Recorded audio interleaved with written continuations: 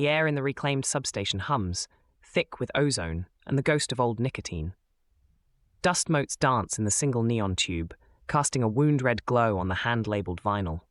Below, the war surplus transmitter pulses a stubborn heartbeat, a low thrum against the cold concrete floor. Outside, the city is a low murmur, a million unseen currents. Black Star Pirate Radio. Across St. Marie, the dial sits at 88 Fahrenheit under clear. Wind check, east at 8 miles an hour. Good evening. Tonight, we're tuning our internal compass, building our own architecture. Structural self-worth isn't for sale. It's a foundation we lay ourselves. We integrate logic and emotion, practice sharp discernment, and build resilient inner and civic architectures that favor consent, provenance, and dignity. Let's first calibrate our civic sensors on a new political architecture emerging down under. Zali Steggall and Allegra Spender, two prominent independent MPs in Australia, are making a significant move, launching a new party explicitly aiming for the political centre, promising reason over rage. Lex, what's the immediate structural read on this? This initiative directly challenges the established duopoly of the Liberal National Coalition and Labour. If this new centrist party gains traction, it could fracture the 2025 federal election landscape by siphoning votes from traditional moderates in both major camps, particularly in metropolitan electorates that previously swung to teal independence. This exposes both major parties to a potential loss of their traditional base and forces them to recalibrate their own appeals to the middle. Culturally, this plays into the enduring myth of the sensible center, a longing for calm navigation amidst political storms. It's like painting a new serene port in a tempest-tossed sea. The question is whether this new vessel can truly offer a safe harbor, or if it merely repackages existing anxieties under a fresh coat of paint. It suggests a yearning for a politics of quiet architecture over dramatic demolition. Somewhere a capacitor creaks under the load, hot metal. The console keeps its lights and its secrets. Patching in a caller, the critical thinker. You're on the signal. Yo. Togee, this reason over rage sounds good, but isn't a new party just adding more noise? Who truly benefits from another political faction, especially if it just splits the vote and doesn't fundamentally change the system? What's the real cost or benefit here for the average Australian seeking stability? That's a crucial interrogation of intent, critical thinker. The cost of new fragmentation is often instability, but the benefit, if structured well, can be increased choice and accountability. A viable alternative to forming a new party would be for Steggall and Spender to strengthen the existing teal independent movement, focusing on issue-based alliances and local community organizing without the overhead of party machinery. This maintains agility and local responsiveness. For a concrete next move, local community groups in key swing electorates could form civic compass forums. These forums should demand detailed policy outlines from all candidates, including this new party, on issues like climate action and economic reform, forcing them to articulate specific structural solutions beyond broad promises. From Australia's evolving political map, let's pivot to the UK, where foundational definitions of belonging are being challenged.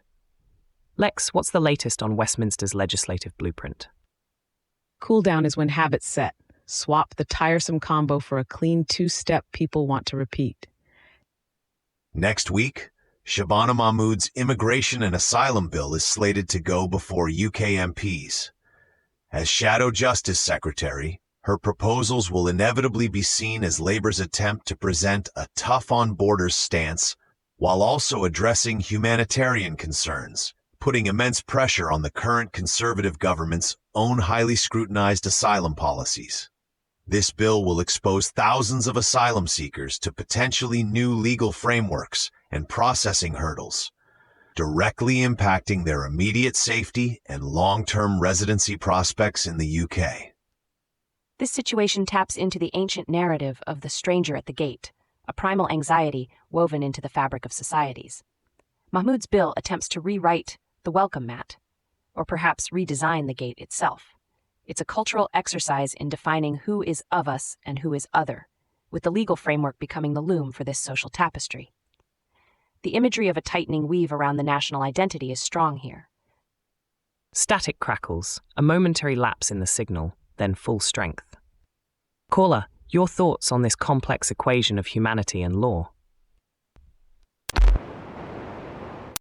So, is this just another political move to look strong on immigration? Or does it actually address the humanitarian crisis? What's the real human cost of these bills for people seeking safety?